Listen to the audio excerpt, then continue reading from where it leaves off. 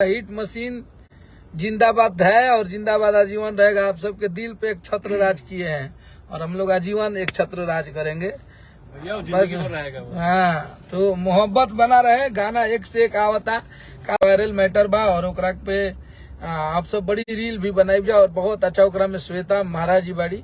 और भाई हमरो तरफ से निवेदन बाटे कि ये वीडियो के जो भी बाटे देखत बाटे, अच्छा ये लाइव के भी देखत बाटे, एक बार शेयर कर दो लोग। और बाकी और क्या चाहिए, आप लोग आशीर्वाद चाहिए। बाकी जय माता दी। एकदम देखिए हमारा भाई किसी को बोल रहा है कि समझा दीजिए, नहीं तो देखिए।